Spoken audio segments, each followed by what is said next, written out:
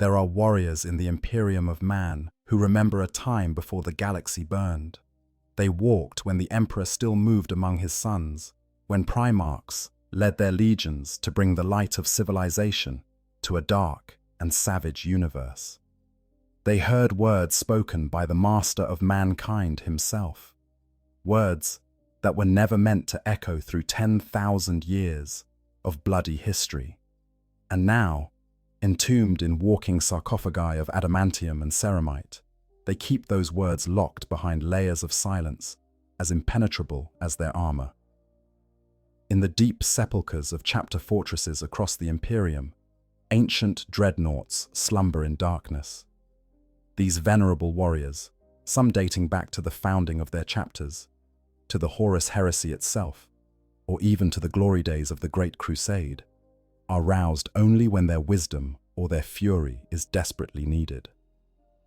When they wake, younger Space Marines gather to hear tales of battles long forgotten, to receive counsel from those who fought beside legends. Yet for all the stories these ancients tell, for all the tactical wisdom they dispense, there remains a conspicuous void in their narratives. They speak of the Primarchs with reverence, describe the campaigns that forged the Imperium with vivid detail, recount the horror of brother turning against brother during the heresy. But when it comes to the Emperor himself, when the conversation turns to the master of mankind, and the things he said, the things he believed, the vision he held for humanity's future, the ancient ones grow careful with their words. They offer platitudes. They speak in generalities. They redirect the conversation. This is not an accident. This is not the simple fog of memory that comes with millennia of intermittent consciousness. This is a deliberate choice, made by warriors who have endured longer than any should have to endure, who carry knowledge that could shake the very foundations of the Imperium they have spent 10,000 years defending. The question is not whether these ancient dreadnoughts know things that the rest of the Imperium does not. The question is why they have chosen, across countless awakenings, through the rise of the imperial cult and the transformation of everything the Emperor built, to keep those things to themselves. Why does Bjorn the Fell-Handed, who fought at the Emperor's side, who knew Lemon Russ as both man and Primarch, respond to the title God Emperor with what might be laughter or might be the sound of weapons systems reloading? Why do the handful of other dreadnoughts who remember those days deflect questions about the Emperor's true nature with practiced ease? The answer lies in understanding what these warriors are, what they have become through the centuries of their tortured half-life, and what they protect by their silence. It lies in recognizing that sometimes the greatest service a warrior can render is not to speak the truth, but to guard it like a fortress under siege. It lies in comprehending the terrible burden of being one of the last who remembers what the Emperor actually said, what he actually wanted, what he actually was, when the Imperium you have bled for across 10 millennia has been built on a foundation of carefully maintained misunderstanding. Understanding dreadnoughts, walking tombs of heroes. Before we can understand why ancient dreadnoughts keep their secrets, we must first understand what it means to be a dreadnought at all. The process of internment is not, as imperial propaganda suggests, a simple honor bestowed upon the greatest heroes. It is a nightmarish fusion of man and machine, a desperate measure taken when a Space Marine's body has been so catastrophically damaged that death is certain. Yet some spark of life remains that the chapter's apothecaries are unwilling to let slip away into the Emperor's embrace. When a Space Marine suffers wounds that even their superhuman physiology cannot overcome, when their torso is crushed, their spine shattered, their limbs torn away, when they lie on the battlefield with minutes or seconds left before their twin hearts finally cease their beating, a choice is made. Not by the dying warrior, not usually, but by those who stand over him, weighing the value of what this brother knows against the horror of what they are about to condemn him to. The chapter's most skilled tech marines and apothecaries work in concert, performing surgery that is as much arcane ritual as medical procedure. They harvest what remains of the warrior, cutting away everything that cannot be sustained, everything that is too damaged to preserve. What remains is almost unrecognizable as having once been human. The organic remnant that is finally sealed within the armored sarcophagus at the heart of a dreadnought is little more than a brain, perhaps some vital organs, floating in nutrient-rich amniotic fluid that is thick as oil and numbingly cold. Neural interface plugs stab into what remains of the brainstem, connecting the warrior's consciousness to the dreadnought's systems. When the process is complete, when the last seals are welded shut and the final prayers are spoken over the newborn machine warrior, the man who entered is gone. What emerges is something else. Something that will never again feel the warmth of sunlight on skin, never again taste food or water, never again know the simple pleasure of moving through a world with a body of flesh and bone. The sensory experience of being a dreadnought is fundamentally alien to anything that could be called human. Vision comes through optical sensors that can see across spectrums no natural eye could perceive, but which can never again see the face of a battle brother with the clarity and depth that human vision provides. Sound is filtered through acoustic sensors that can detect the whisper of enemy movement kilometers away, but which translate all input into mechanical approximation. Touch becomes pressure readings on armor plating, the sensation of fingers replaced by the impact of power fists against enemy armor. Taste and smell, those most primal of senses, are simply gone, replaced by atmospheric analysis readouts and chemical composition data. But the true horror of the dreadnought's existence is not the loss of the body. Space Marines are already so far removed from baseline humanity, so conditioned to see their physical forms as merely tools in service of a greater purpose, that the loss of flesh alone might be bearable. The true horror is the isolation, the stasis, the slow dissolution of self that comes with the centuries. Between battles, dreadnoughts are returned to their chapter's sepulchre, a sacred space deep within the fortress monastery where these venerable warriors are maintained. Here, the tech marines disconnect the higher functions, placing the entombed warrior into a state of induced unconsciousness that is not quite sleep and not quite death. In this darkness, decades pass, sometimes centuries. The dreadnought's consciousness floats in a void, aware but not aware, existing but not experiencing. There are no dreams, no thoughts, no passage of time as a conscious being would measure it. There is only the absence, vast and cold and empty. When the dreadnought is finally awakened, when crisis demands that the chapter rouse one of its ancients, the transition is jarring beyond description. Systems that have lain dormant for decades roar to life. Neural connections that have carried no traffic suddenly flood with sensory input.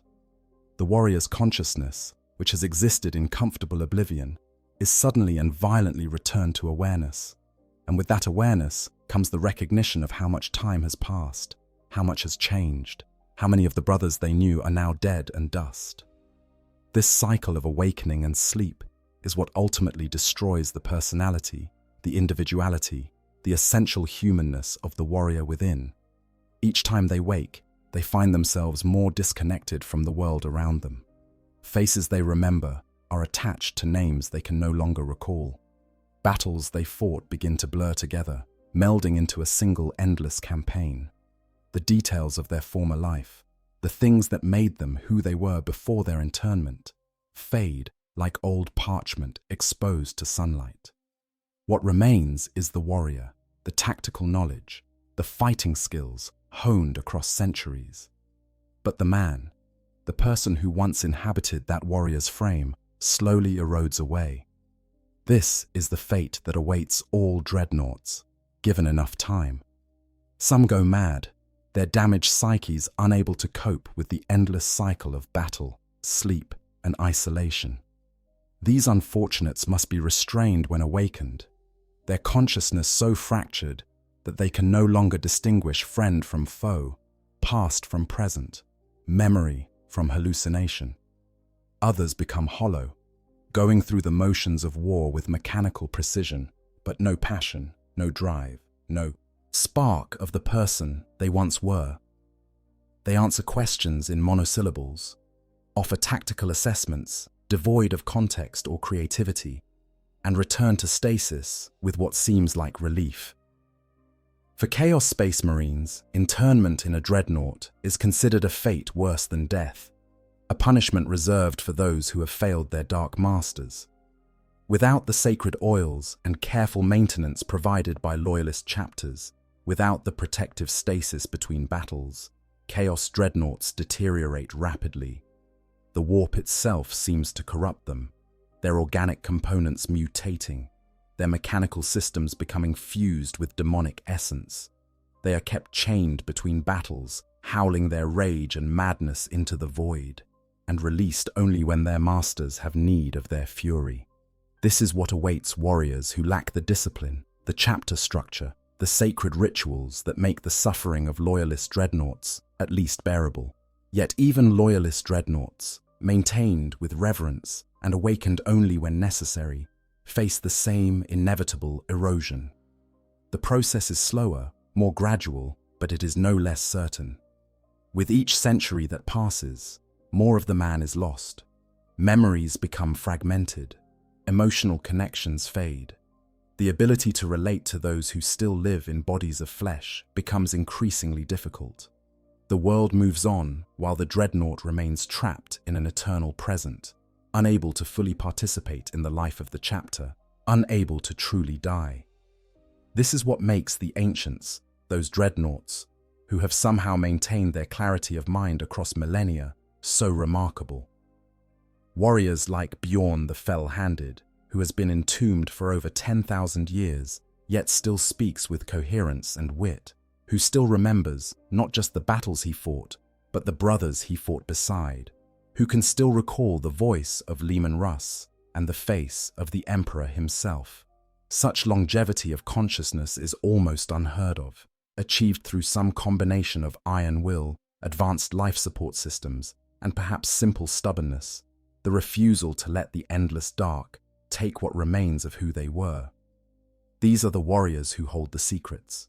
These are the ones who remember what the galaxy was like before the Imperium became an empire of faith, before the Emperor became a god, before 10,000 years of war ground down everything that the Great Crusade was meant to achieve. They have watched the slow transformation of everything they fought to build, seen the imperial truth give way to the imperial cult, witnessed the Imperium of reason and science become an Imperium of superstition and dogma. And they have chosen, again and again across the centuries, to keep what they know to themselves. Understanding their silence requires understanding their suffering. These are not simply old soldiers with long memories. They are beings who have endured torments that would break lesser minds, who have persisted through isolation that should have driven them mad, who have clung to their sanity and their identity through sheer force of will. When such warriors choose not to speak, when they deflect questions about the Emperor with practiced ease, it is not from forgetfulness or confusion. It is from a purpose so deeply held that even the erosion of centuries cannot shake it. Bjorn the Fell-Handed, the last who remembers. Among all the ancient dreadnoughts that still serve the Imperium, one stands apart as the undisputed eldest, the last living link to the age when the Emperor walked among his warriors and the Primarchs led their legions to conquest. Bjorn the Fell-Handed, ancient of the Space Wolves chapter, has been entombed for over 10,000 standard years. He fought in the Great Crusade. He stood beside Leman Russ during the burning of Prospero. He saw the Emperor with his own eyes, heard his voice with his own ears, before the master of mankind was interred within the Golden Throne. He is, by any measure, the oldest living loyalist space marine in the Imperium, and the weight of that longevity is both his honor and his burden. Bjorn's story begins not as a legend, but as a relatively unremarkable space wolf. He was a grey hunter in the Tra Great Company, one warrior among thousands in the 6th Legion, distinguished mainly by a mistake that nearly cost a remembrancer his life. When Bjorn, in his zeal to defend Fenris, shot down a shuttle carrying the archivist Caspar Hauser, he was assigned to guard the very man he had nearly killed. This inauspicious beginning would set in motion events that would shape Bjorn's legend, but in those early days, he was simply another young warrior learning the hard lessons of war. His moniker, the Fell-Handed, meaning he who lost his hand, came during the burning of Prospero, that terrible campaign when the Space Wolves descended upon their brother Legion at the Emperor's command. It was here, in the smouldering ruins of the Thousand Suns homeworld, that Bjorn confronted a demon wearing the face of Horus, the war master who had not yet revealed his true allegiance. In that battle, Bjorn lost his arm, severed by demonic claws, and earned both his title and his first real glimpse into the horrors that the galaxy contained. The Horus heresy transformed Bjorn from a promising young warrior into a leader of men. When brother turned against brother, when legions that had fought side by side for decades suddenly found themselves locked in civil war, Bjorn stood firm in his loyalty to the Emperor and to Russ. He fought in the Alaxes Nebula, where the Space Wolves were ambushed by the Alpha Legion, barely escaping with his life. He helped pull Russ back from the brink of despair, convincing the Wolf King to forge his own path rather than simply serving as the Emperor's executioner. Through it all, Bjorn was there, witnessing firsthand the unraveling of everything the Great Crusade had built. After the heresy, when Russ disappeared into the Eye of Terror, searching for answers, or perhaps for the Tree of Life that might heal the Emperor, Bjorn became the first Great Wolf, leading the Space Wolves through the treacherous years of the Great Scouring. He led his chapter for centuries, adding glory to his already considerable reputation, earning the respect even of Primarchs from other legions. But the wars of the 31st millennium were brutal beyond measure, and eventually, even Bjorn's luck ran out. During the Proxima Rebellion in 934 M31, Bjorn led a raid against a fortress that should have been just another victory in a career full of them. Instead, he was so catastrophically wounded that the chapter's apothecaries had no choice but to inter him in a dreadnought or watch him die. The process saved his life, after a fashion, but it also marked the end of Bjorn as he had been, and the beginning of Bjorn as he would be for the next 10 millennia. As a dreadnought, Bjorn's legend only grew. He remained active for 500 years after his interment, his kill count rivaling that of entire chapters.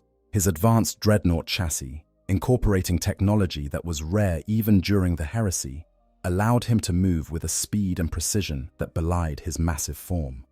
He fought with the fury of a warrior who understood that each battle might be his last opportunity to serve, knowing that eventually the long sleep would claim him for good. And eventually, it did.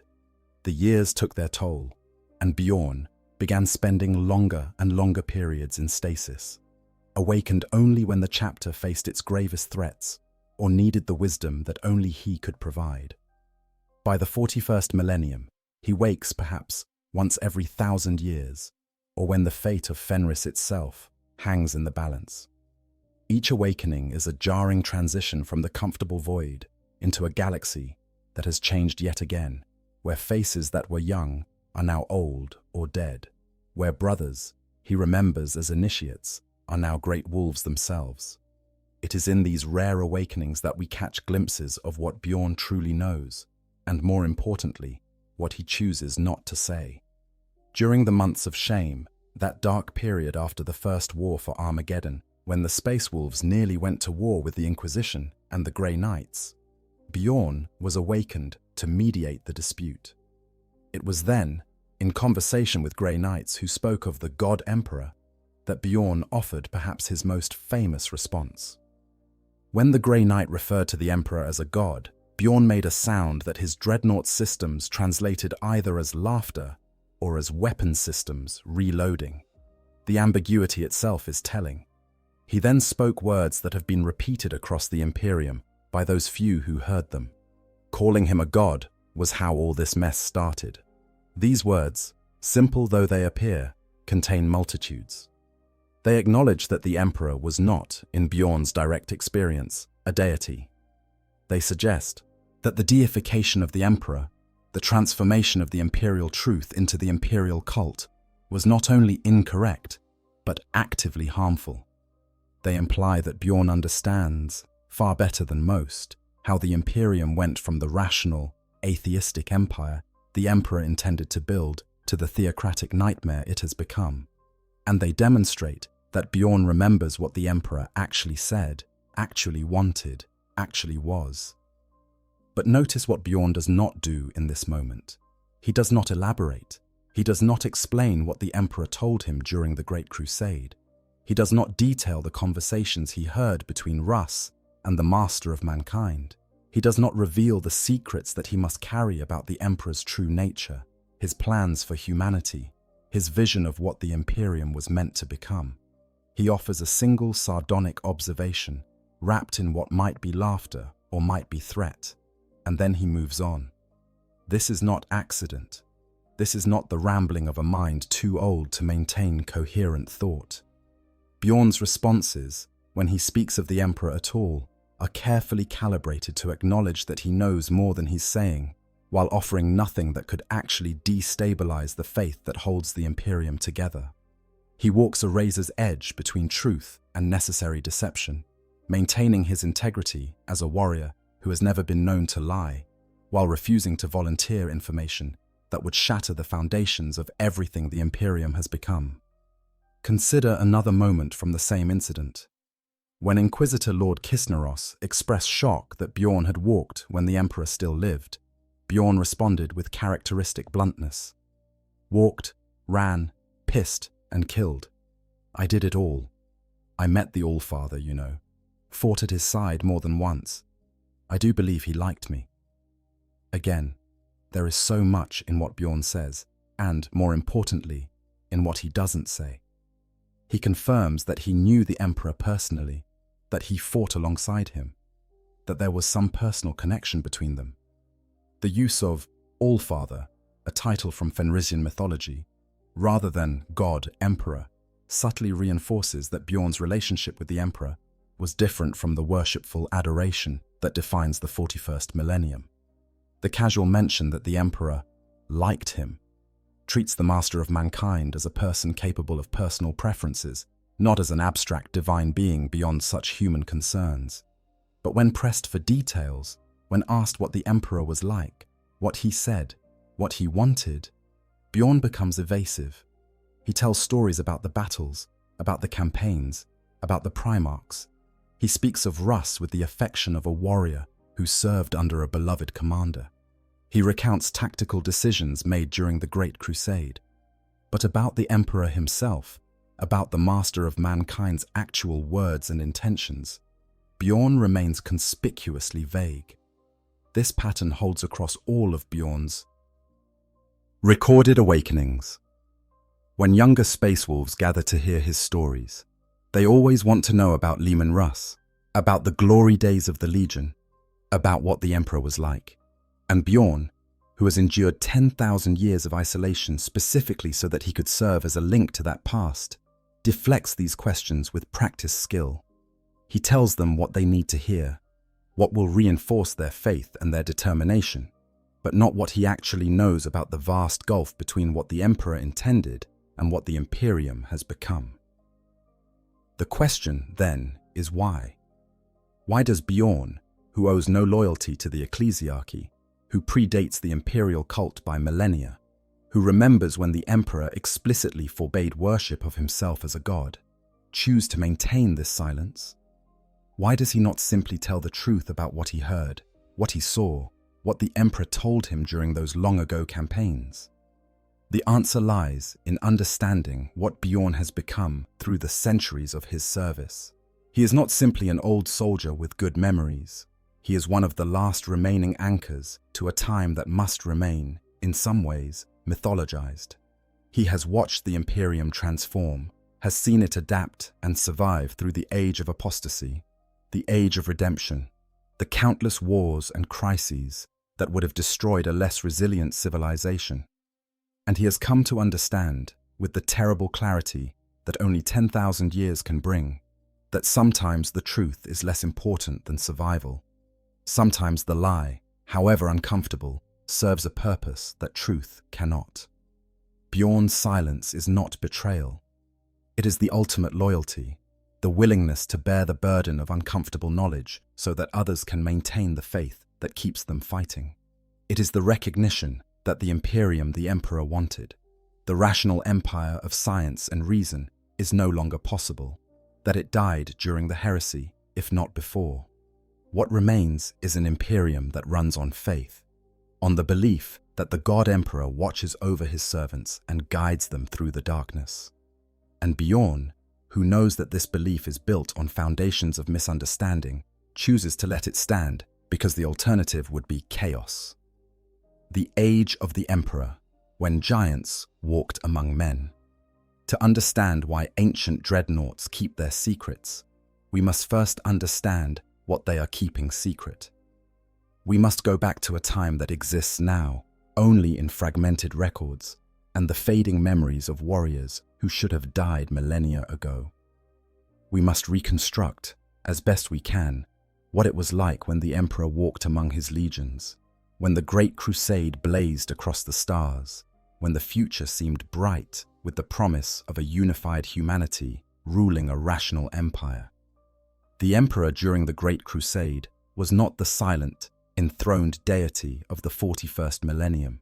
He was a being of tremendous presence and power, yes, but he walked and talked, and commanded his forces directly. He stood on the bridges of warships, planning campaigns alongside his sons. He descended to conquered worlds and spoke with their leaders, offering them the choice to join the Imperium or be destroyed. He was real in a way that the distant figure on the golden throne can never be, present in a way that 10,000 years of separation have made impossible. Those who served during the Great Crusade describe encountering the Emperor in terms that emphasize his humanity as much as his power. He was tall, taller than even the Primarchs, radiating an aura that made lesser beings want to kneel in his presence. But he was also pragmatic, strategic, willing to engage in detailed discussions about tactics and logistics. He had preferences, made jokes, showed anger and approval. He was, in the most fundamental sense, a person, however far beyond normal human capacity that person might have been. The warriors who served him knew this. They saw him in the planning chambers, heard him give orders, watched him fight alongside them when the situation demanded it. They knew that whatever else the Emperor might be, he was not a god in the traditional sense. He claimed no divine parentage, performed no miracles in the religious sense, demanded no worship. Indeed, he explicitly forbade such worship, viewing it as one of the many superstitions that had held humanity back during the age of strife. This was the foundation of the imperial truth, the philosophical framework that the Emperor intended to guide his empire. The imperial truth held that the universe operated according to natural laws, that the warp and its denizens were simply another aspect of physics rather than supernatural entities, that humanity's salvation lay in reason and science rather than faith and prayer. The Emperor intended to drag humanity kicking and screaming into an age of rationality, to strip away the accumulated superstitions of old night and replace them with cold, hard fact. To this end, he explicitly banned all forms of religious worship throughout the Imperium. The Word-Bearers Legion, led by the Primarch Lorgar, learnt this the hard way when they were censured for building temples to the Emperor and preaching his divinity. The Emperor himself descended upon the planet Monarchia, the greatest of the Word-Bearers' holy cities, and had it razed to the ground as an object lesson. He made Lorgar and his entire legion kneel in the ashes of their greatest achievement, while he explained with terrible clarity that he was not a god and would not be worshipped as one. This moment is crucial to understanding the tragedy of what the Imperium has become. The emperor was so committed to his vision of a rational empire, so determined to prevent the deification that he knew would corrupt and distort his work, that he humiliated one of his own sons and destroyed the works of an entire legion to make his point clear. He did not want worship. He did not want faith. He wanted humanity to stand on its own, guided by reason rather than superstition. The ancient Dreadnoughts remember this. They remember serving in an Imperium where the emperor explicitly forbade what the 41st Millennium considers its highest virtue. They remember when calling the emperor a god was not an expression of devotion, but a failure to understand his vision, a regression to the kind of thinking he was trying to eliminate. They remember when the imperial truth was not a forgotten philosophy, but the governing principle of the entire Imperium. They also remember what the emperor told them about his plans for humanity. During the Great Crusade, the emperor was relatively open about his ultimate goals. He intended to reunite all of humanity under one banner, to reclaim the lost colonies of Old Night and forge them into a single, unified civilization. Once this was accomplished, once the great enemies of mankind, the Xenos and the heretics, were defeated or driven to the edges of the galaxy, he intended to withdraw from direct rule. The Imperium would become a rationalist paradise, guided by the principles of science and reason, with humanity reaching heights of achievement that would make the dark age of technology look primitive by comparison. The Primarchs were central to this plan. Each was designed with specific roles in mind, skills and temperaments suited to different aspects of building and maintaining this new civilization. Guilliman would organize and administrate. Dawn would fortify and defend. Sanguinius would inspire and lead. Horus would conquer and bring compliance. Each had their place in the grand design, and once that design was complete, once their assigned tasks were finished, the Emperor intended to guide them toward new purposes suited to peacetime rather than war. The Space Marines themselves, those transhuman warriors who formed the backbone of the legions, were also supposed to be transitional.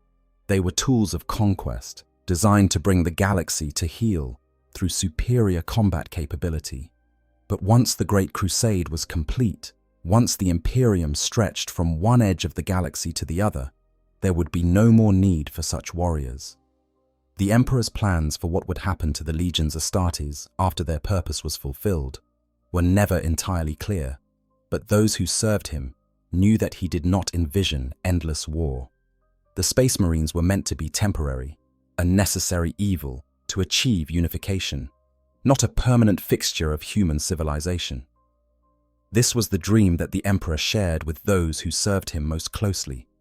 This was the vision that motivated the warriors of the Great Crusade, that made them willing to spend decades or centuries away from terror, conquering world after world in his name. They believed that their sacrifices would lead to something better, that the endless war would eventually end, that humanity would finally be able to rest and prosper under the guidance of reason and science. The ancient Dreadnoughts remember this dream. They remember believing in it, fighting for it, bleeding for it. They remember when the Imperium was not a theocratic nightmare sustained by faith and fear, but a rational empire guided by the best minds humanity could produce. They remember when the future seemed bright, when it seemed possible that humanity might actually achieve the Emperor's vision. And they remember when it all went wrong. The Horus heresy shattered the Emperor's dream beyond any possibility of repair. When Horus turned traitor, when fully half the legions followed him into damnation, when brother fought brother across 1,000 worlds, and the very fabric of the Imperium tore itself apart, all hope of the rational paradise died. The Emperor's injuries at Horus's hands, his internment within the Golden Throne, meant that he could never again guide his empire directly. The Primarchs were scattered, dead, or lost. The imperial truth was revealed as insufficient, unable to protect against the very real threats of chaos that the Emperor had tried to hide by denying their supernatural nature. In the ashes of the heresy, the Imperium that emerged was nothing like what the emperor had planned. It was an empire born of desperation, held together by fear and faith rather than reason and science. The very worship that the emperor had forbidden became the glue that held human civilization together. The Space Marines, meant to be transitional, became permanent fixtures. The chapters scattered across the galaxy as guardians of an empire that had lost its way. The rationalist dream died, replaced by the theocratic nightmare. The ancient Dreadnoughts watched this transformation happen. They lived through it, fighting to hold together an Imperium that was fundamentally changing from what they had believed they were building. They saw the rise of the imperial cult, the gradual deification of the emperor, the transformation of his vision into something he would not have recognized. And they realized, slowly or suddenly depending on the warrior, that they could not stop it. The Imperium needed this new form to survive. Without the faith that the emperor was a god watching over his people, without the belief that service to him was service to divinity itself, the fragmented remnants of humanity would have torn themselves apart. This is the fundamental tragedy that ancient dreadnoughts carry with them through the centuries. They know what the emperor wanted. They remember his actual words, his actual plans, his actual vision for humanity's future, and they have watched that vision die, replaced by something he explicitly tried to prevent. They have become custodians of a truth that can never be spoken, guardians of knowledge that would destroy the very thing they have spent millennia protecting. When Bjorn says that calling the emperor a god is how all the mess started, he is expressing this tragedy in the only way he can, without betraying the Imperium he serves. He knows that Lorgar's worship of the emperor, the very worship that led to the destruction of Monarchia, was ultimately proven more resilient than the emperor's rationalist philosophy. He knows that the faith the emperor rejected has become the foundation of the Imperium's survival. And he knows that revealing this truth to those who have only ever known the God Emperor would accomplish nothing except destruction. The burden of memory. What ancient warriors carry. The knowledge that ancient dreadnoughts carry is not abstract philosophy or academic debate about the nature of divinity. It is concrete, specific, personal. These warriors heard the emperor speak. They received orders from him directly. Some, like Bjorn, fought alongside him in battle. They know, with the certainty that only direct experience can bring, exactly what the emperor said about himself, about his plans, about his vision for humanity. And that knowledge is a burden that grows heavier with each passing century. Consider what these ancient warriors know about the emperor's true nature. They remember that he ate and drank, that he could be wounded, that he required rest. They saw him make mistakes in judgment, change his mind when presented with new information, express frustration when plans went awry. All of these are marks of a being who, whatever else he might be, is not the omniscient, omnipotent deity that the imperial cult worships. The emperor was supremely powerful, yes, possessed of psychic might beyond anything else in the galaxy, but he was not infallible. He was not all-knowing. He was not beyond the possibility of error. The ancient dreadnoughts also know about the emperor's mistakes, and they know that he acknowledged them as such. The handling of the Primarchs, for instance, was riddled with errors that the emperor himself recognized. The decision to ban the study of the warp while simultaneously using it as a tool of conquest. The failure to properly explain to his sons why certain things were forbidden. The catastrophic misjudgment of Magnus's character and intentions that led directly to the Thousand Sons' fall. These are not the actions of an infallible god, but of a supremely powerful being, doing his best with incomplete information and facing challenges even he could not fully predict. More than this, the ancient warriors know what the emperor said about gods and worship. They heard him explain, in councils of war or in conversations with his Primarchs, why he rejected divinity. They heard him describe gods as parasitic entities that fed on human belief, that grew powerful on worship, and used that power to manipulate and control their followers. They heard him say that the only way to defeat such entities was to starve them, to deny them the worship they needed, to build a human civilization that stood on reason and science rather than faith and prayer. This philosophical framework was not incidental to the emperor's plans. It was central to everything he was trying to achieve. The emperor understood, better than anyone else in the galaxy, the true nature of the warp and the beings that dwelt within it. He knew that the chaos gods drew their power from human emotion and belief, that every prayer offered to them made them stronger, that every act of worship fed their endless hunger. His atheistic philosophy was not mere preference or intellectual exercise. It was a calculated strategy to weaken the forces of chaos by denying them the one thing they needed most: acknowledgement of their power. The ancient Dreadnoughts know this. They understand the Emperor's reasoning because they heard him explain it, and they have watched, across 10,000 years, as the Imperium has done precisely what the Emperor warned against. The imperial cult, with its endless prayers and its worship of the God Emperor, feeds psychic power into the warp on a scale that the Emperor would have considered catastrophic. Every prayer offered by a faithful citizen, every invocation of the Emperor's name by a desperate soldier, every ritual performed by a priest of the ecclesiarchy, adds to the vast psychic tide that flows through the warp. But here is the terrible irony that the ancient Dreadnoughts also understand. This may be why the Imperium has survived. The faith that the Emperor tried to prevent has become humanity's greatest weapon against the darkness.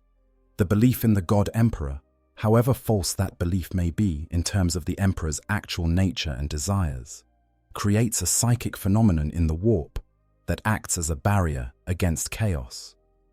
The Emperor, enthroned upon the Golden Throne and sustained by the sacrifice of 10,000 psykers every day, has become something like a god, whether he wanted to or not.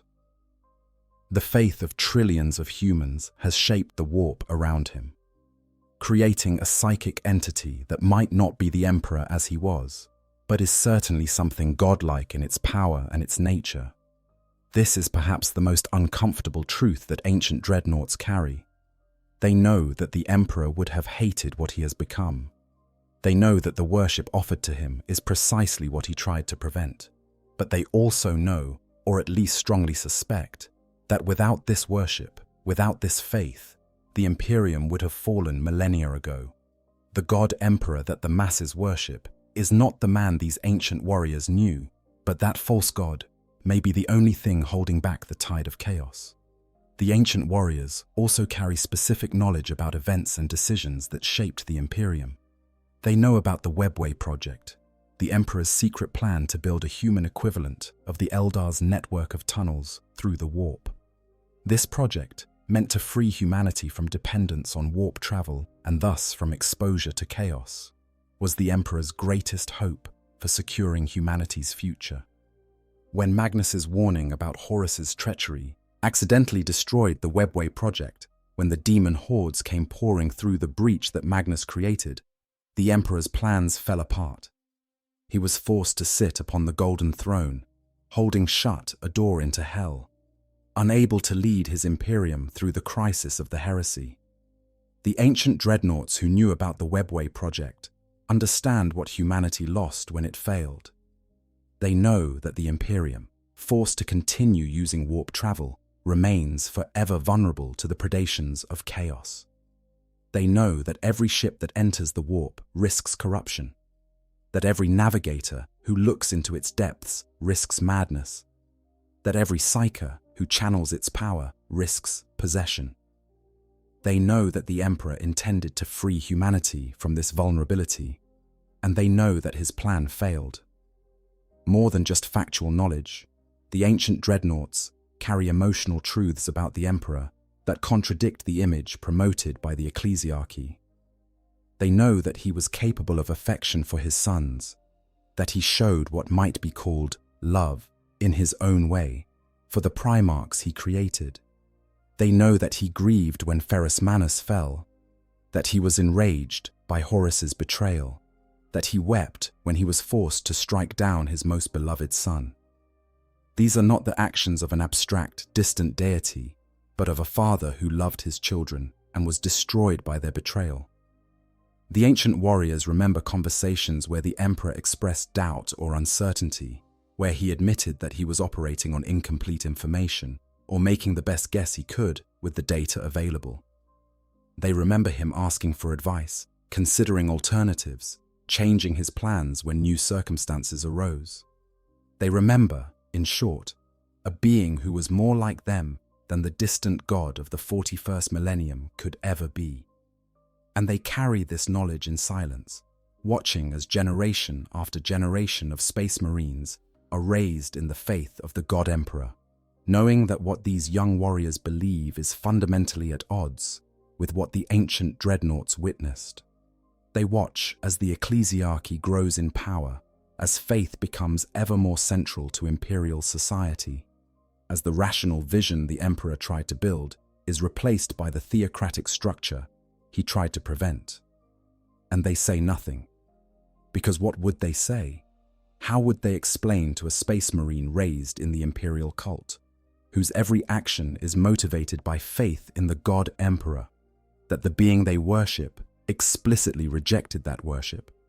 How would they convince a warrior whose chapter has been sustained for millennia by the belief that they serve a god, that their god wanted them to serve a man instead? How would they tear down the foundations of faith that hold the Imperium together without offering something to replace it? The ancient dreadnoughts understand that their knowledge is useless. It cannot change what has happened. It cannot restore the Emperor's vision. It cannot return the Imperium to what it might have been before the heresy shattered everything. All it can do is cause pain, confusion, and doubt. And so they keep it to themselves, bearing the burden of uncomfortable truth so that others can maintain the comfort of necessary faith. This is not moral cowardice. It is pragmatic acceptance of reality. The ancient dreadnoughts have lived long enough to understand that truth, however valuable it may be in the abstract, is not always useful. Sometimes lies, or at least carefully maintained misunderstandings, serve purposes that truth cannot. The lie that the emperor is a god has sustained the Imperium for 10,000 years. The truth that he was a man with a plan that failed would accomplish nothing except destroying what he spent 30,000 years building. Why silence is necessary? Protecting the Imperium. The decision by ancient dreadnoughts to maintain their silence is not merely a personal choice driven by fear or uncertainty. It is a strategic calculation made by warriors who understand the Imperium at a level that few others can match, about what revelations would accomplish and what they would destroy. To understand why these ancient warriors choose silence, we must understand what would happen if they chose to speak. Imagine, for a moment, that Bjorn the Fell-Handed decided to tell the complete truth about the Emperor to anyone who asked. Imagine that he shared, without reservation or careful editing, everything he knew about the Emperor's actual nature, his explicit rejection of divinity, his vision of a rationalist empire, his specific plans for humanity that bore no resemblance to the Imperium that exists in the 41st millennium. What would happen? The immediate effect would be confusion and doubt among those who heard these revelations. Space Marines, whose faith in the God Emperor forms the core of their identity, would be forced to confront the fact that the being they worship explicitly rejected worship. Guardsmen who pray to the Emperor for protection in battle would have to grapple with the knowledge that their God was a man who wanted humanity to stand without divine assistance. The billions of imperial citizens who find meaning and purpose in service to a divine emperor would discover that their entire worldview is built on a foundation of misunderstanding. But the damage would not stop with mere confusion. The Imperium is not held together by rational self-interest or utilitarian calculation of what serves humanity best. It is held together by faith, by the belief that service to the God Emperor is the highest calling a human can answer, that death in his name guarantees a place at his side, that the suffering and sacrifice of imperial life have meaning because they serve divine purpose.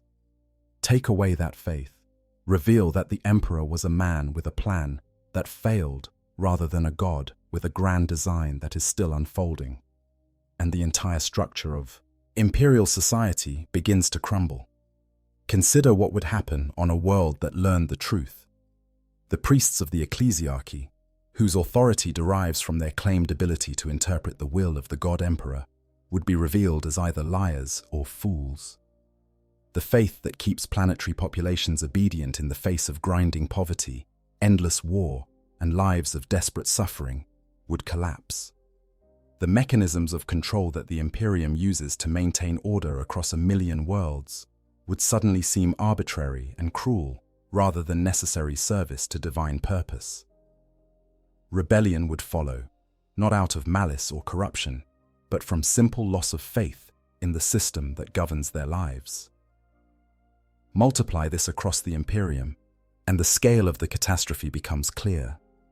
The ecclesiarchy, one of the most powerful organizations in human space, would face an existential crisis as its fundamental claims were revealed as false. The Space Marine chapters, many of which have built their identity around worship of the Emperor, would fracture as some embraced the truth, while others rejected it as heresy. The Imperial Guard, whose soldiers fight and die by the millions under the banner of the God Emperor, would lose the faith that makes them willing to face the galaxy's horrors. The Inquisition, charged with rooting out heresy, would face the impossible task of determining whether these revelations were themselves heresy, or whether the faith they had defended for millennia was the real heresy. But the damage would go even deeper than institutional crisis. The Imperium faces enemies that are sustained and empowered by faith themselves. The Chaos Gods draw strength from human emotion and belief, and the faith in the God Emperor has created a psychic phenomenon in the warp that acts as a counterbalance to their power. The destruction of that faith would not simply be a loss of morale or institutional authority. It would be the removal of one of humanity's few effective weapons against the forces of the warp. The Emperor, as he exists in the warp, is at least partially a construct of the faith of trillions. Remove that faith, and the psychic entity that holds back the darkness might weaken or disappear entirely. The ancient Dreadnoughts understand all of this with a clarity that only millennia of experience can bring. They have watched the Imperium evolve, seen it adapt to crisis after crisis, observed the mechanisms by which it maintains cohesion across vast distances and diverse populations. They know that faith is not merely a pleasant myth or a comforting lie. It is the weight-bearing pillar that holds up the entire structure. Remove it, and everything collapses. More than this, they understand that the truth they carry offers nothing to replace what it would destroy. The Emperor's vision of a rationalist empire guided by science and reason is dead. It died during the heresy, if not before, killed by the revelation that the warp and its denizens were not simply physics to be understood, but malevolent entities actively seeking humanity's destruction. The imperial truth could not protect against chaos because it denied the reality of chaos, and that denial left humanity vulnerable. The faith that replaced the imperial truth, however false it may be in terms of the Emperor's actual nature and desires, at least acknowledges the spiritual dimension of the threats humanity faces. Consider the alternative. If the ancient Dreadnoughts revealed the truth, if they destroyed the faith in the God Emperor, what would they offer in its place? A return to the imperial truth is impossible. That philosophy has been proven inadequate by 10,000 years of warfare against chaos. A new philosophy, built on accurate understanding of what the Emperor was and what he wanted, would have to somehow motivate billions of humans to continue the grinding sacrifice that imperial life demands without the promise of divine purpose or transcendent meaning. It would have to replace the faith that makes guardsmen charge into certain death with the cold calculation that their individual lives matter less than the collective survival of humanity.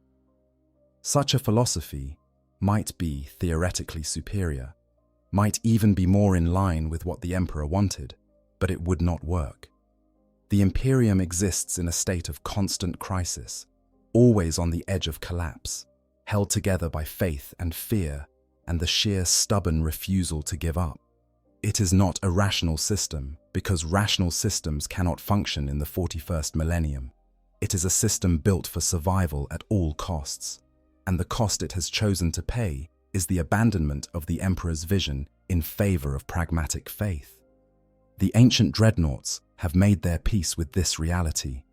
They have accepted that the Imperium the Emperor wanted is gone, that it cannot be rebuilt, that attempting to return to his vision would accomplish nothing except the destruction of what remains.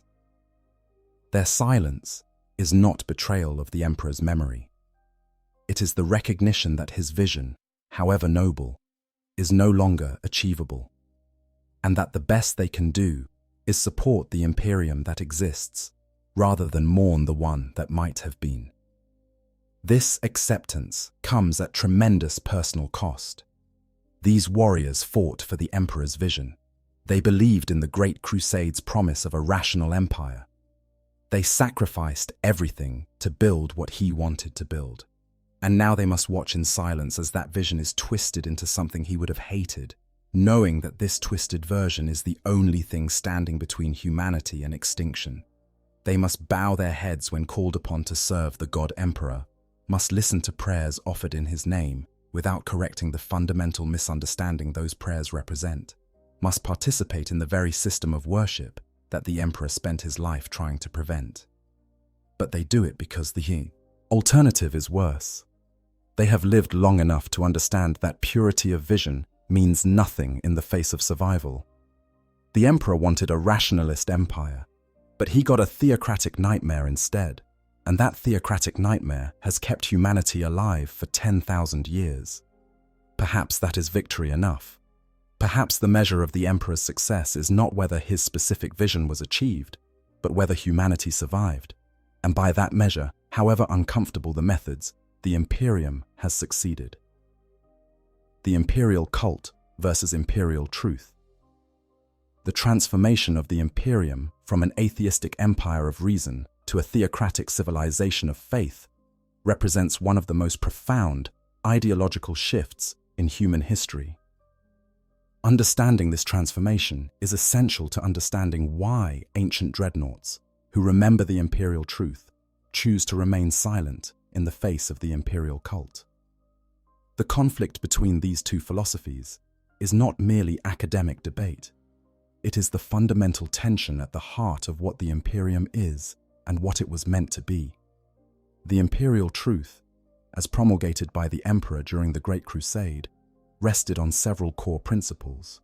First and foremost was the rejection of all gods and all worship. The Emperor insisted that there were no gods, that the entities in the warp were not divine beings, but rather powerful psychic constructs that fed on human belief and emotion. By denying them worship, by refusing to acknowledge them as gods, humanity could weaken them and eventually reduce them to insignificance.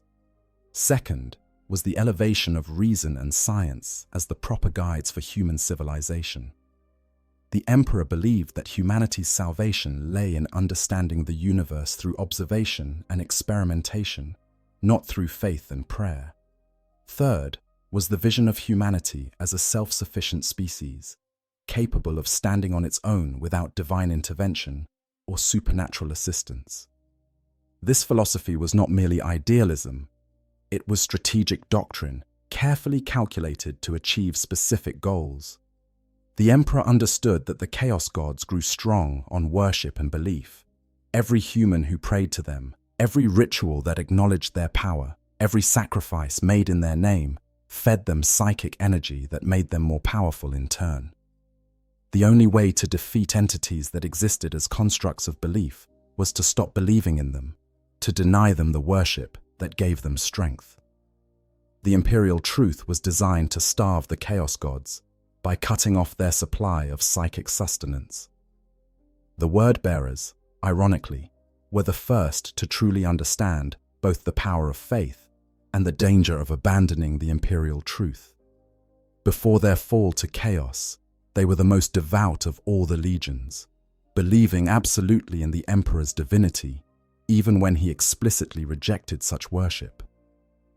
Their primarch, Lorgar, wrote the Lectitio Divinitatis, a religious text proclaiming the emperor as the one true god of humanity. The emperor's response was brutal and unambiguous. He had the word-bearer's greatest achievement, the city of Monarchia, razed to the ground by the Ultramarines while forcing Lorgar and his entire legion to kneel in the ashes. The message was clear. Worship of the emperor was not merely discouraged. It was forbidden, punishable by the most extreme measures. But Lorgar's insight about the power of faith, however twisted it became after his fall, was fundamentally correct. Faith could move mountains. Belief could reshape reality, at least in the warp.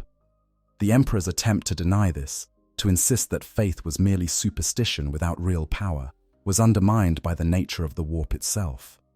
The chaos gods were proof that belief had real, measurable effects.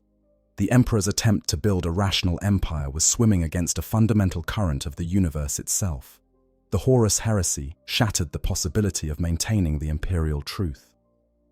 The horrors of the warp, the existence of demons, the power of chaos, all became impossible to deny in the face of civil war that split the galaxy. The emperor's insistence that these were merely psychic phenomena to be understood through science seemed naive, even criminally negligent, when demons were pouring through warp rifts and primarchs were falling to corruption. The imperial truth had left humanity unprepared for spiritual warfare, because it denied that such warfare was possible. In the wake of the heresy, as the emperor sat upon the golden throne and could no longer guide his Imperium, the vacuum of spiritual authority was filled by those who had never accepted the imperial truth in the first place. The ecclesiarchy rose to power, building on the foundations laid by Lorgar's Lectitio Divinitatis. The worship of the god emperor became not merely accepted but mandatory, the defining characteristic of imperial culture. The rationalist vision was swept away, replaced by a faith that, whatever its falsehoods, at least acknowledged the reality of the spiritual threats humanity faced. The ancient Dreadnoughts watched this transformation happen. They saw the imperial truth abandoned, saw faith in the god emperor become the new orthodoxy, saw the very worship the emperor had forbidden become the foundation of imperial society. And they understood, however uncomfortable the understanding might be, that this transformation was necessary for survival. The imperial cult, for all its deviation from the emperor's vision, solved problems that the imperial truth could not. It provided spiritual weapons against chaos by acknowledging that such weapons were needed. It gave meaning to the suffering of imperial life by framing it as service to divine purpose. It created unity across vast distances and diverse cultures by giving all humans a common object of worship. It motivated soldiers to fight and die by the billions, by promising that their sacrifice had transcendent meaning. These are not small achievements.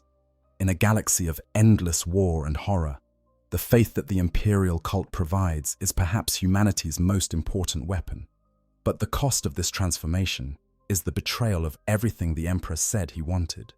The being who spent 30,000 years insisting that he was not a god has been transformed into the god emperor of mankind, the central figure in the largest religion human civilization has ever produced.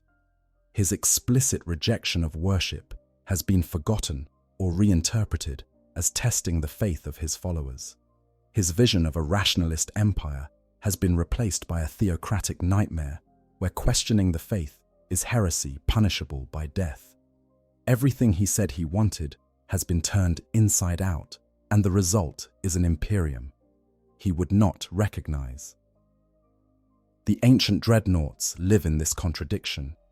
They remember what the Emperor actually said, what he actually wanted, what he explicitly tried to prevent. They know that every prayer offered to the God Emperor would have horrified the man they knew. They know that the ecclesiarchy is built on a foundation of misunderstanding, so profound that calling it a lie seems insufficient. And yet they also know that this misunderstanding has kept humanity alive for 10,000 years, that the faith they know to be false has achieved things the truth could not. This knowledge creates a moral burden that would crush lesser beings.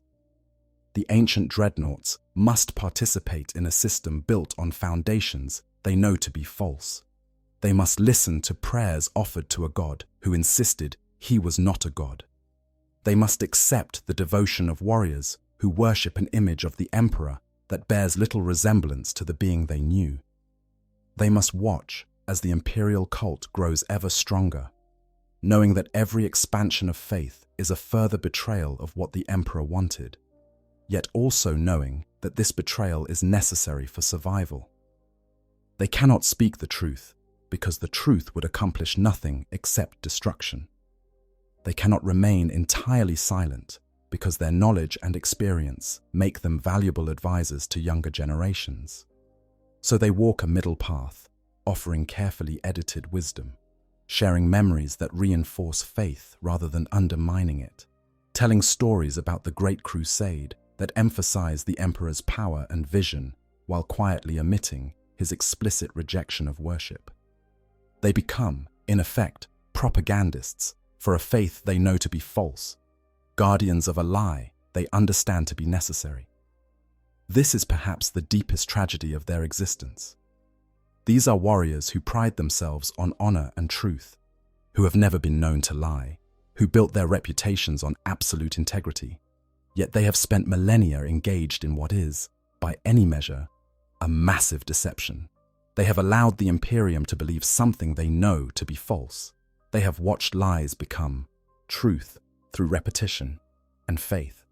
And they have done this not out of cowardice or malice, but out of the coldest possible calculation that the lie serves the Imperium better than the truth ever could. The psychology of ancient dreadnoughts. To truly understand why ancient dreadnoughts maintain their silence about the Emperor, we must delve deeper into the psychological landscape of beings who have existed for millennia, in a state that can barely be called life. The mental state of these warriors is shaped by isolation, suffering, and an accumulation of experiences that would shatter lesser minds. Their silence is not merely a strategic choice.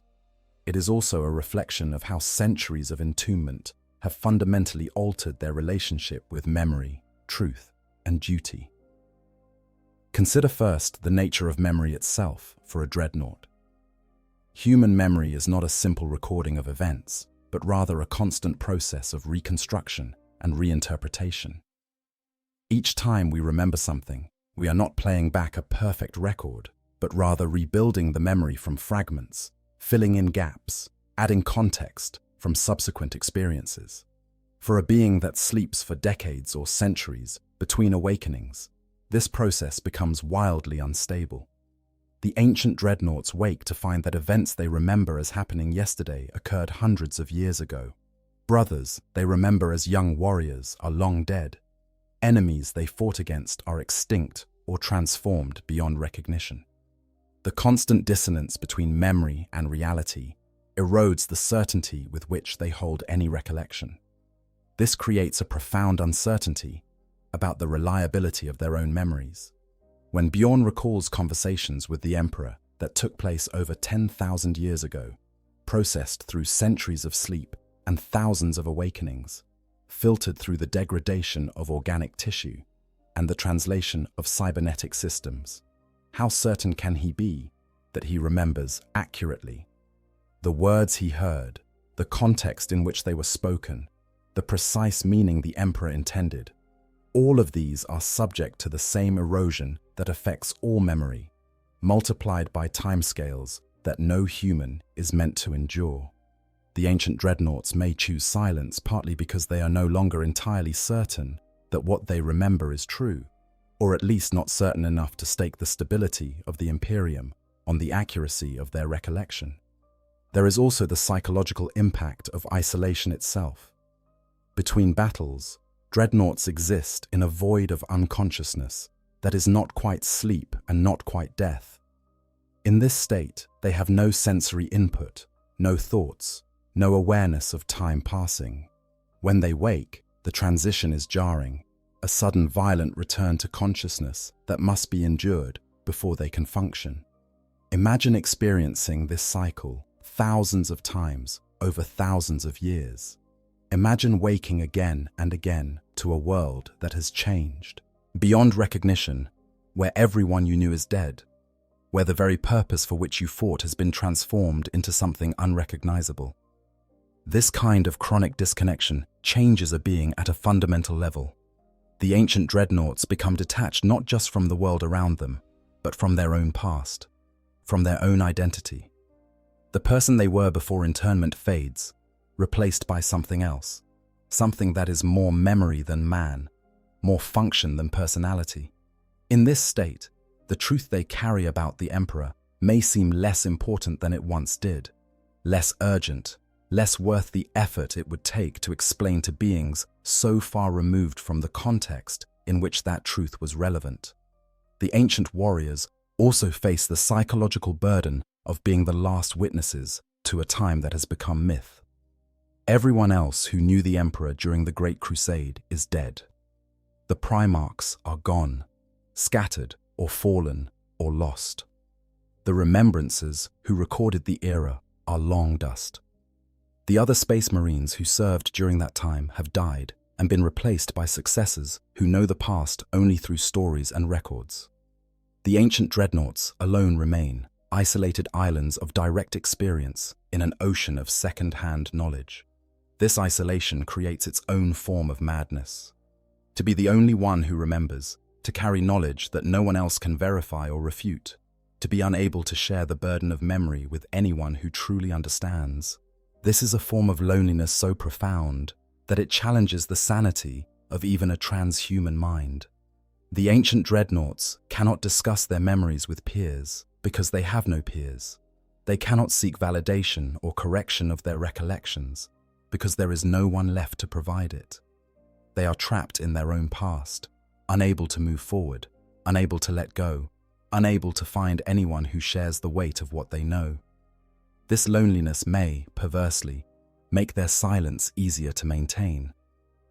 When the truth you carry is so isolated, so disconnected from the lived experience of everyone around you, it becomes almost abstract, almost unreal. The ancient dreadnoughts may keep their secrets partly because those secrets have become so divorced from the reality of the 41st millennium that speaking them feels less like revelation and more like discussing a dream or a story from a different life. There is also the psychological protection that comes with maintaining established patterns. The ancient dreadnoughts have been deflecting questions about the Emperor for millennia. They have developed practiced responses, familiar ways of avoiding topics that might be uncomfortable, reflexive methods of steering conversations away from dangerous truths. These patterns become comfortable, become routine, become part of how they manage the cognitive load of their extended existence. Breaking these patterns, choosing to speak the truth after so long, would require an effort of will that may simply be beyond beings so exhausted by the weight of years. Consider, too, the impact of watching the Imperium slowly transform over centuries. The ancient dreadnoughts did not wake one day to find that the imperial truth had been replaced by the imperial cult. They watched it happen gradually, awakening every few decades or centuries to find that faith had grown a little stronger, that the ecclesiarchy had gained a little more power, that the emperor's divinity was being asserted a little more confidently. Each awakening presented a choice: speak out against this deviation from what the emperor wanted, or remain silent and let the transformation continue. Each time they chose silence, the next choice became easier. Each time they let the lie stand, the cost of revealing the truth grew higher. Eventually, the momentum of accumulated silence became so great that speaking out would require overcoming not just the immediate obstacles, but the weight of thousands of years of complicity. This is not moral weakness.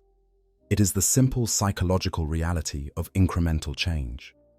When transformation happens slowly enough, it becomes possible to accommodate almost any deviation from the original vision, justifying each small step as necessary or unavoidable, while never confronting the totality of how far you have strayed. The ancient dreadnoughts may keep their silence partly because they have been keeping it for so long that breaking it would require them to confront their own role in allowing the Imperium to become what it is. Finally, there is the question of duty itself and how millennia of service reshape a warrior's understanding of what duty requires. The ancient dreadnoughts were created to serve the Emperor and the Imperium. That was their purpose, the meaning of their existence, the goal that justified all the suffering and sacrifice. But what does service mean when the Emperor is gone and the Imperium has changed beyond recognition? What does duty require when loyalty to the Emperor's vision conflicts with loyalty to the Imperium's survival? The ancient warriors have chosen to interpret their duty as service to the Imperium that exists, not the Imperium that the Emperor wanted to create. They have decided that their oath was to serve humanity's survival, and if humanity survives through faith in a lie rather than through dedication to truth, then serving that faith becomes their duty. This interpretation may be self-serving, a way of justifying their silence, but it is also psychologically necessary. Without it, the ancient dreadnoughts would face the unbearable conclusion that they have spent millennia serving a cause that betrayed everything they fought to build. Their silence, then, is not merely strategic calculation or political prudence. It is also psychological necessity, a way of maintaining sanity in a situation that should, by all rights, drive them mad. They cannot speak the truth without confronting their own complicity in its suppression. They cannot tear down the faith without acknowledging that they helped build it through their silence. They cannot restore the Emperor's vision without admitting that they failed to preserve it when they had the chance. Better to maintain the silence, to continue the patterns established over millennia, to let the burden of uncomfortable truth remain unshared rather than face the consequences of revelation. Specific secrets they might hold. While we have discussed the general nature of what ancient dreadnoughts know and why they keep it secret, it is worth considering the specific knowledge these warriors might carry, the concrete details that could shake the foundations of the Imperium if revealed. These are not abstract philosophical points, but precise, factual information about the Emperor, the Primarchs, and the nature of the Imperium that would fundamentally challenge everything the 41st millennium believes. First and most fundamentally, the ancient dreadnoughts know definitively that the Emperor was not a god in any traditional sense. They saw him eat and drink. They witnessed him sleep and rest. They watched him make decisions, change his mind, express frustration and satisfaction. More than this, they heard him explicitly reject divinity, not once, but repeatedly, in contexts that left no room for interpretation. The Emperor was not merely humble about his powers. He was actively hostile to any suggestion that he was anything more than an extraordinarily powerful and long-lived human being. The ancient warriors might know specific conversations where the Emperor explained his nature. Perhaps they heard him discuss his origins, whether he was a single perpetual human who had lived for 30,000 years, or a fusion of ancient shamans, as some texts suggest. They might know whether he was born with his powers, or acquired them through some process. They certainly know that he considered himself bound by the same natural laws as everyone else, merely operating at a level of power and understanding that appeared godlike to lesser beings. This knowledge directly contradicts the central claim of the imperial cult, that the Emperor is the divine creator and sustainer of humanity. They also know about the Emperor's plans for the Space Marines, and this knowledge is perhaps more dangerous than any revelation about his nature. The ancient dreadnoughts remember when the legions were tools of conquest, means to an end, not the end itself. They know that the Emperor intended to move beyond the need for space marines once the Great Crusade was complete. What exactly he planned to do with the legions Astartes after unification is unclear even to them, but they know he did not envision eternal war. The Space Marines were meant to be temporary, a necessary evil to bring compliance, not a permanent fixture of human civilization. This knowledge threatens the very identity of the Adeptus Astartes. Every Space Marine in the 41st Millennium believes that their chapter exists to serve the Emperor eternally, that their purpose is endless war in his name. To learn that the Emperor viewed them as transitional, that he planned for a future where humanity would not need warriors like them, would force a fundamental re-evaluation of what it means to be a Space Marine. The chapters might conclude that they exist in defiance of the Emperor's wishes, that their eternal war is a failure to achieve his vision rather than fulfillment of his purpose. The ancient Dreadnoughts might also know the truth about the Primarch's creation, and this truth could be devastating. The exact nature of how the Emperor created his sons is deliberately obscured in imperial records, but those who served during the Great Crusade had access to information that has since been lost or suppressed. They might know what genetic material the Emperor used, what bargains he made to acquire the knowledge and power necessary for the Primarch project, what prices were paid in the process. If the Emperor used warp-based powers, or made deals with warp entities to create the Primarchs, as some sources suggest, this would undermine the very foundation of his supposed rejection of chaos. More specifically, the ancient warriors would know details about individual Primarchs that the Imperium has chosen to forget or reinterpret. They remember Primarchs who have been purged from all records, whose legions were destroyed and their names struck from history. They know why these Primarchs and legions were erased, what they did that was so terrible that even their existence had to be denied. They know the details of the Rangdan genocides and other campaigns from which entire legions never returned. This knowledge of suppressed history demonstrates that the Imperium has always been willing to rewrite its past when convenient, which calls into question the reliability of any official history. The ancient Dreadnoughts certainly know more about the Horus heresy than the sanitized versions that survive in official records. They were there, they fought in it. They saw Primarchs fall to chaos and watched brothers turn on brothers. But more than just the bare facts, they understand the context, the mistakes that led to the heresy, the signs that were missed, the opportunities to prevent it that were squandered. They know that the heresy was not simply evil arising from nowhere, but rather the product of the Emperor's own errors in judgment, his failure to properly communicate with his sons, his tendency to keep secrets that needed to be shared. This knowledge is particularly dangerous because it suggests that the Imperium's current problems are not aberrations, but continuations of flaws that existed from the beginning. If the Emperor's secrecy and his failure to properly prepare the Primarchs for the threats they would face led directly to the heresy, then perhaps the Imperium's current dysfunction is similarly rooted in fundamental design flaws rather than in corruption or deviation from some pure original vision.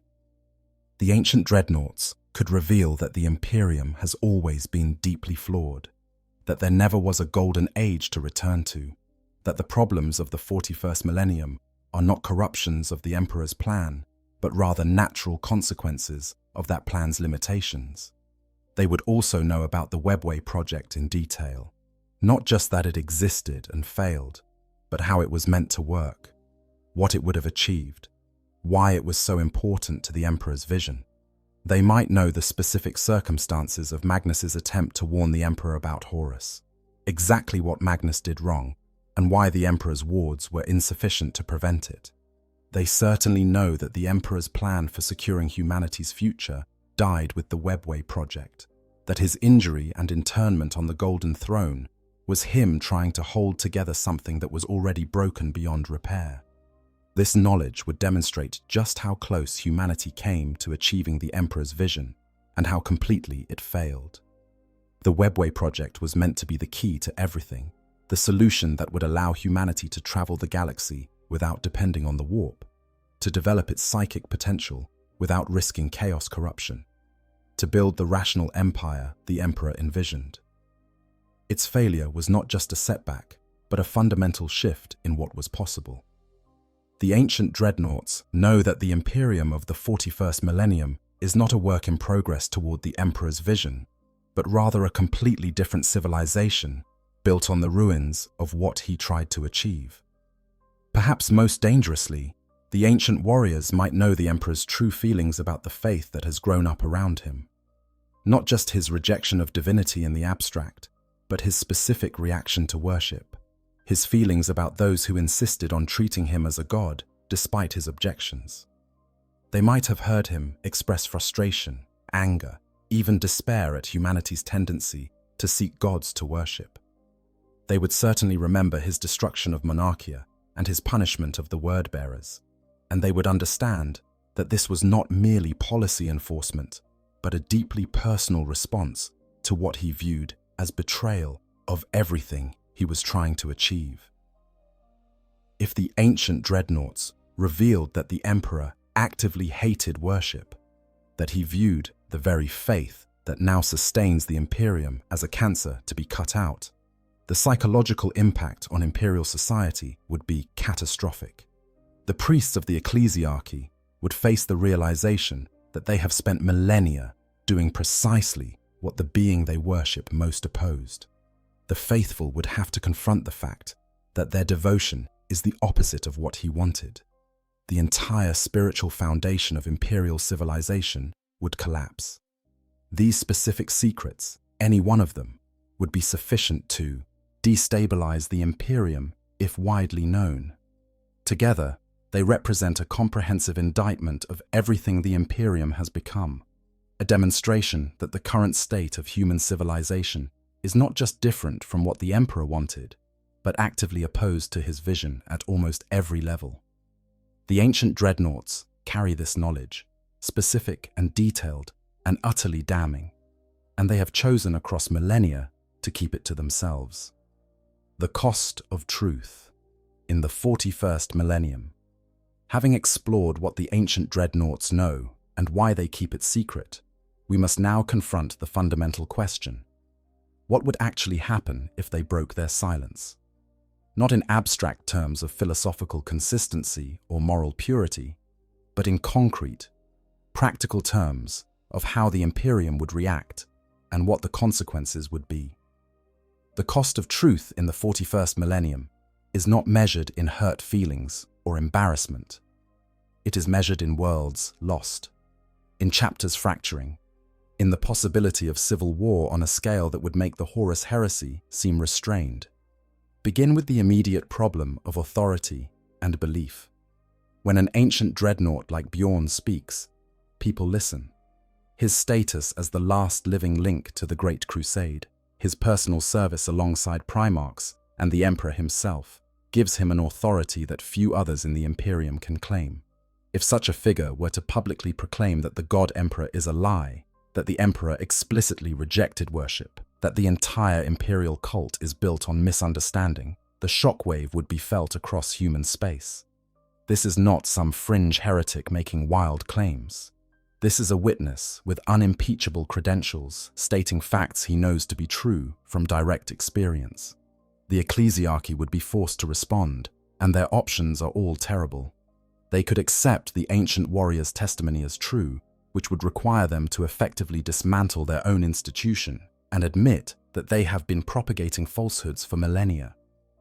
They could reject it as the ravings of a mind gone mad, but this would require them to declare one of the Imperium's most revered warriors insane, damaging their own credibility in the process. They could try to suppress the information, but how do you suppress testimony from a figure as publicly visible and widely respected as Bjorn? They could declare it heresy and try to destroy the dreadnought, but this would pit the ecclesiarchy against a Space Marine chapter, potentially triggering civil war. No matter what the ecclesiarchy chose, the mere existence of this challenge from such an authoritative source would create doubt where there was certainty. Billions of imperial citizens whose faith sustains them through lives of grinding hardship would suddenly face questions they have never had to consider. Is the God Emperor truly divine? Did he want to be worshipped? Is the suffering they endure actually service to divine purpose? Or is it simply suffering, meaningless and cruel, in service to a system that has betrayed what its founder intended? This doubt would not remain abstract. It would have immediate practical effects. The Imperial Guard depends on faith to make its soldiers willing to die by the millions in wars they barely understand. Take away that faith. Replace it with uncertainty about whether their deaths serve any purpose, beyond sustaining an empire that might be fundamentally illegitimate, and the willingness to sacrifice collapses. Planetary governors, who maintain control through the authority derived from serving the God Emperor's will, would find their power challenged by populations who no longer believe that authority is divine. The mechanisms of imperial control, already strained to breaking across 1 million worlds, would begin to fracture. The impact on space marines would be even more direct and more dangerous. The chapters of the Adeptus Astartes have built their identities around service to the Emperor over 10,000 years. For many chapters, particularly those like the Black Templars, who explicitly embrace the imperial cult, faith in the God Emperor is not merely belief, but the core of their existence. To learn that this faith is contrary to what the Emperor wanted, that they have spent millennia doing precisely what he tried to prevent, would force a crisis of identity that some chapters might not survive. We can predict how different chapters would react based on their histories and cultures. Some, like the Ultramarines with their emphasis on duty and pragmatism, might find ways to rationalize the revelation, arguing that serving the Imperium's survival is more important than strict adherence to the Emperor's original vision. Others, like the Dark Angels with their obsession with loyalty and their own history of hidden shame, might fracture between those who accept the truth and those who reject it as lies meant to test their faith. Still others, like the Black Templars, might simply refuse to believe, declaring the ancient Dreadnought corrupted or deceived, and continue in their faith regardless of evidence. This fracturing would not remain peaceful. Space Marines are warriors, trained and conditioned to solve problems through violence. If chapters split over whether to accept revelations about the Emperor, if some embrace the truth while others reject it as heresy, the resulting conflicts could tear the Adeptus Astartes apart. Brother would fight brother not over corruption or treachery, but over competing interpretations of loyalty to the Emperor's memory. The Imperium has seen this before, during the Horus Heresy, and barely survived. A second such split, even on a smaller scale, could be the blow that finally breaks humanity's faltering empire. But the damage would extend beyond institutional crisis and civil conflict. The faith in the God Emperor has shaped the warp itself, creating a psychic phenomenon that acts as a bulwark against chaos.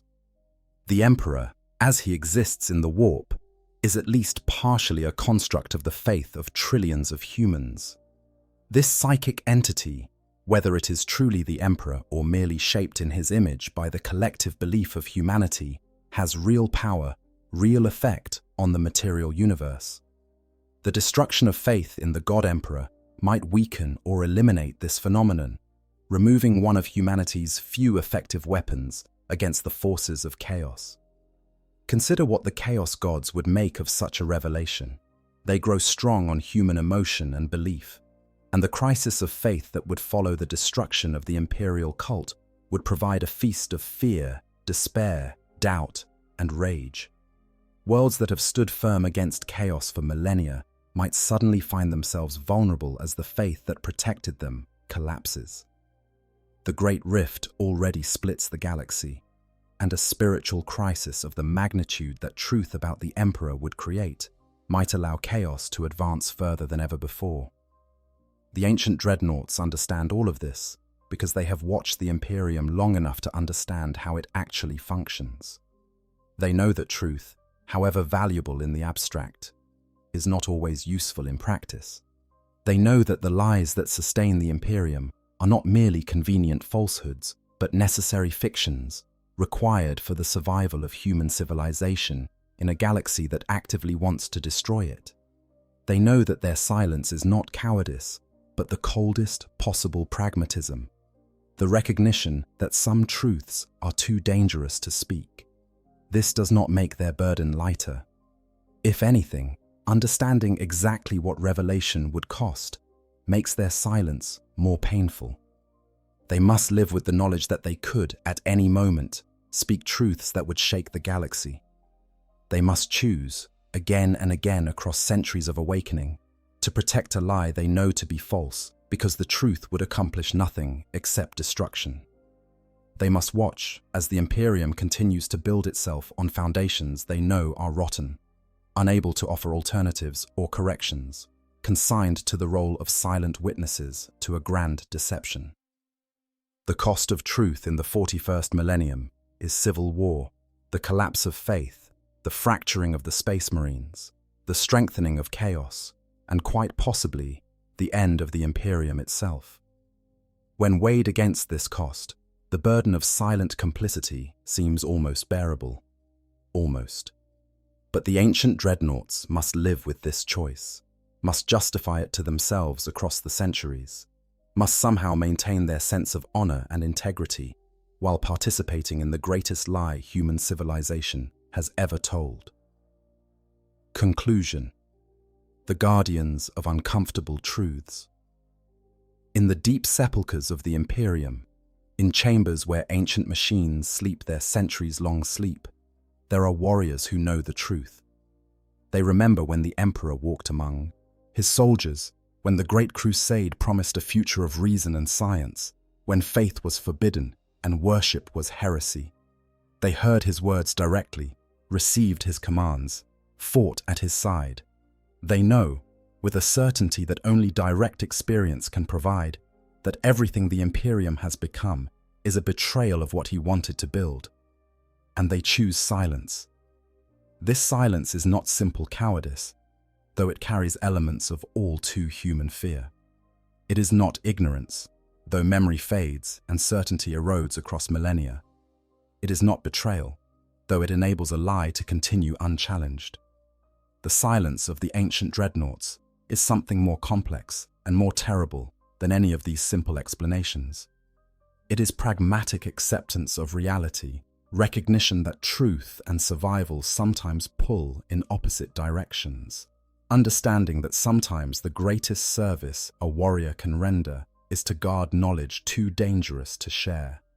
Bjorn, the fell-handed, and the handful of other ancient warriors who remember the Emperor's time embody one of the Imperium's deepest contradictions. They are living history, direct links to a time that has become myth, guardians of truths that must remain hidden. They are honored as heroes, revered as wise elders, consulted when only the wisdom of ages will suffice. Yet they are also trapped, prisoners of knowledge they cannot share, witnesses to a transformation they cannot prevent, complicit in a deception they understand to be necessary. Their silence protects the Imperium, but at tremendous personal cost. These warriors, who have endured physical suffering beyond imagination in their entombment, who have persisted through isolation that should have driven them mad, carry an additional burden that might be heavier than all the rest.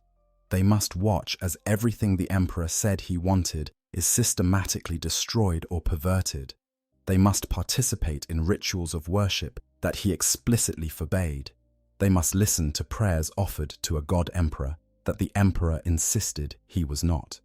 And they must do all of this knowing that speaking the truth would accomplish nothing except destruction. The tragedy is not merely that the Emperor's vision failed. The tragedy is that its failure was so complete that even those who remember it cannot resurrect it, cannot restore it, cannot even properly mourn it without endangering the thing that rose in its place. The Imperium of the 41st millennium bears the Emperor's name and claims his authority, But it is not what he wanted to build. It is something else entirely, something he would likely have opposed if he could, yet something that has kept humanity alive through 10,000 years of war and horror. The ancient dreadnoughts have made their choice. They have decided that their duty is to the Imperium that exists, not to the Imperium that might have been. They have accepted that the Emperor's vision is dead, that attempting to resurrect it would kill what remains. That the best they can do is support the survival of humanity, even if humanity survives in ways the Emperor would have hated. This acceptance has come slowly, across centuries of gradual awakening to the reality of what the Imperium has become. But it has come. What makes their choice particularly poignant is that it is, fundamentally, the same choice the Emperor himself made. He wanted to build a rational empire, but he built it on lies and secrets. He claimed to reject divinity while demanding absolute obedience. He preached the imperial truth while hiding truths he deemed too dangerous to share. The Emperor was, in his own way, the first guardian of uncomfortable knowledge, the first to recognize that sometimes truth must be sacrificed for pragmatic necessity. The ancient dreadnoughts, in their silence, honor his memory not by revealing what he said, but by following his example of protecting truth, when revelation would serve no useful purpose. In the end, the silence of the ancient dreadnoughts is an act of love. Love for the Imperium, flawed and terrible though it may be. Love for humanity, struggling to survive in a galaxy that wants to destroy it. Love for the Emperor's memory, even as that memory is twisted and transformed into something he would not recognize. They keep their secrets, not because they are weak or cowardly, but because they are strong enough to bear the burden of uncomfortable truth, so that others can maintain the comfort of necessary faith. When Bjorn the Fell-Handed makes that sound that might be laughter, or might be weapon systems reloading, when he says that calling the Emperor a god was how all this mess started, he is offering the only truth he can safely give. An acknowledgement that he knows more than he's saying, a hint that the official story is incomplete at best, a suggestion that those who seek deeper truth should be careful what they wish for. It is a masterclass in saying everything while revealing nothing, in honoring both the truth he knows and the lie he must protect. The ancient warriors will continue their vigil, waking every few centuries to find the galaxy changed again, sleeping their long sleep between awakenings, carrying truths that grow heavier with each passing century. They will continue to deflect questions about the Emperor with practiced skill, to tell stories that reinforce faith rather than undermining it, to serve an Imperium that betrayed everything they fought to build. And they will do this until they finally achieve the true death that has been denied them for so long, taking their secrets to whatever lies beyond, leaving the Imperium to continue on foundations they know are false, but have chosen to support. This is their burden. This is their choice. This is their sacrifice. They are the guardians of uncomfortable truths, the protectors of dangerous knowledge, the witnesses to a vision that failed. And they bear this weight in silence, choosing duty over truth, survival over purity, pragmatism over principle. In a galaxy of endless war and horror, perhaps this is the greatest heroism of all, not to fight and die for noble causes, but to live and suffer in service of necessities that contradict everything you believe, to guard truths you know should be spoken, but understand must remain hidden, to be complicit in a lie you recognize as necessary for survival. The ancient dreadnoughts won't say what the Emperor told them, because the price of revelation is too high, because truth serves no purpose when lies are all that hold civilization together, because sometimes the greatest loyalty is knowing when to stay silent. They are the last guardians of a dying truth, watching over knowledge that must die with them, ensuring that the Imperium's necessary fictions remain unchallenged by the uncomfortable facts they carry. In the darkness of their sepulchres, in the void of their long sleep, the ancient dreadnoughts keep their secrets, and the Imperium survives. If you enjoyed this deep dive into the silent guardians of the Imperium's darkest truths, please hit that like button and subscribe for more Warhammer 40k lore. The ancient warriors of the Adeptus Astartes have many more secrets, and we'll continue exploring the hidden corners of the 41st millennium together. Thanks for watching, and remember, in the grim darkness of the far future, sometimes silence is the highest form of service.